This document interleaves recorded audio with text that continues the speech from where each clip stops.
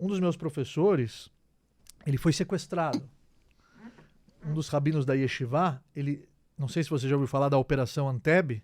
Não. Em 1972, Não. um avião foi desviado e foi parar na Uganda por terroristas. Os terroristas renderam a tripulação, eles renderam e sequestraram o público que estava lá a bordo desse avião. Foi uma operação, o exército de Israel conseguiu resgatar todos os reféns e o único que morreu na operação foi o comandante, que era irmão do primeiro-ministro de Israel, que foi primeiro-ministro de Israel, Benjamin Netanyahu.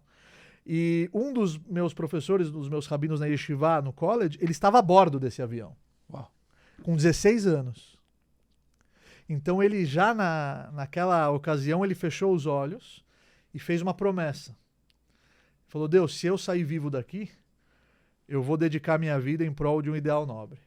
E ele realmente saiu, ele não tinha plano de ser rabino, mas ele ficou em dívida. Então ele abriu a Yeshiva, ele viabilizou uma Yeshiva no Brasil, algo que era inédito. Não existia um lugar desses no Brasil. Então ele tem méritos para toda a eternidade. Quantos jovens não passaram por lá? Quantos jovens não se descobriram lá? Quantos jovens hoje atuando em diversas áreas, cada um com a sua respectiva profissão e cada um exercendo aquilo que tem paixão, mas sem esquecer do legado, sem esquecer do judaísmo e da fé. Então ele tem méritos para toda a eternidade e ele me inspirou porque ele abriu mão de muitas coisas para viabilizar essa escola, para viabilizar essa yeshiva.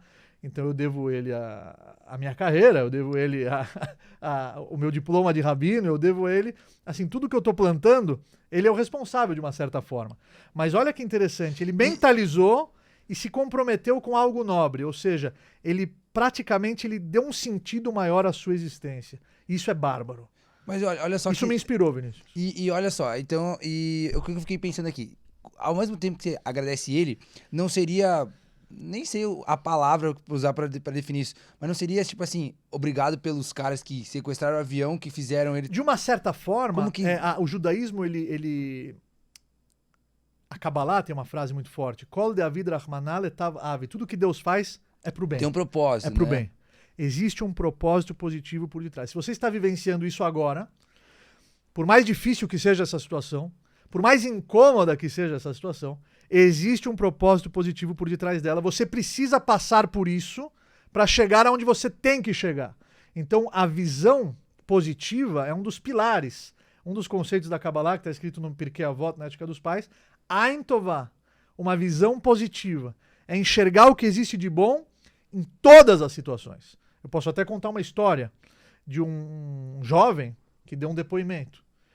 Nós temos centros jovens pelo mundo, Vinícius. O Olami. O Olami, ele tem 320 sedes pelo mundo. Eu sou diretor aqui em São Paulo do Olami Faria Lima. Então, nosso foco é direcionar os jovens em prol de uma vida de valores. Então, existem atividades, vivências, debates, aulas, palestras, cursos, focados em direcionar esses jovens, encaminhá-los em prol de uma vida mais significativa, em prol de uma vida judaica.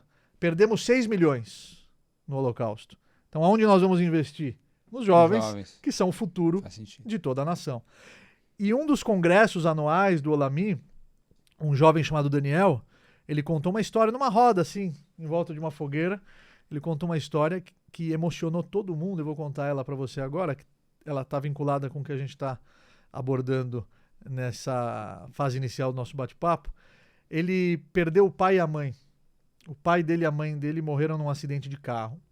Ele sobreviveu e ele foi criado pela avó. Então a avó, quando o adotou, já era uma senhora. Ele amava a avó como se fosse a sua mãe e a avó o amava como um próprio filho. E o tempo foi passando, ele foi crescendo. Ele chegou numa idade que ele tinha vergonha de morar com ela. Ele estava na faculdade. Sim. Onde você mora? Não, com a avó. Ele ficou com vergonha. Então ele falou para ela, avó, eu te amo, mas eu vou morar sozinho. E não se preocupe, porque eu vou te visitar. Toda semana eu vou vir te visitar. Ele foi morar sozinho e toda semana ele ia visitar ela. E o tempo foi passando. Ela, cada vez mais idosa, ela precisou ser transferida para uma clínica. Que lá ela recebeu todos os cuidados que ela precisava, devido à idade avançada.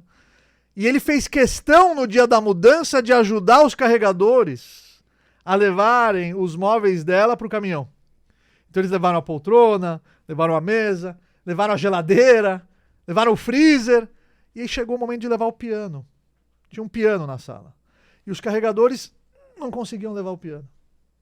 Imagina, o freezer a gente conseguiu, é muito mais pesado. Por que a gente não está conseguindo levar o piano? Eles abriram a cauda do piano. O que tinha dentro do piano? Tudo. Lá era o esconderijo secreto da vovó. Fichários, folhas, objetos e muitos papeizinhos.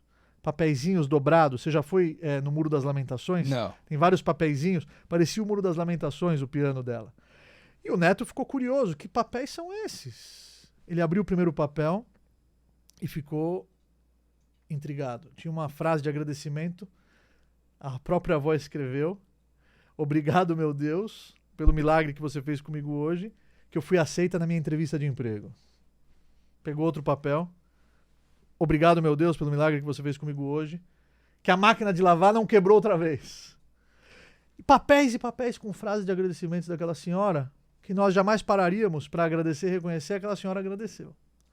Teve um papel que fez ele se emocionar e parar, tinham muitos outros lá. Ele abriu aquele papel e com lágrima nos olhos ele leu: obrigado, meu Deus, pelo milagre que você fez comigo hoje, que por mais que eu perdi a minha filha e o meu genro num acidente de carro, você me deu essa criança maravilhosa, o meu neto querido Daniel, que vai trazer luz e alegria para o meu dia a dia. Então essa senhora ensinou que é possível sempre enxergar o lado positivo, não importa a situação, é sempre possível enxergar a luz, não importa o cenário, não importa as circunstâncias. Sempre é possível você extrair o que existe de bom e positivo em cada etapa da sua vida. Então isso é um modo de vida judaico. É o Ain Tová, é a visão positiva.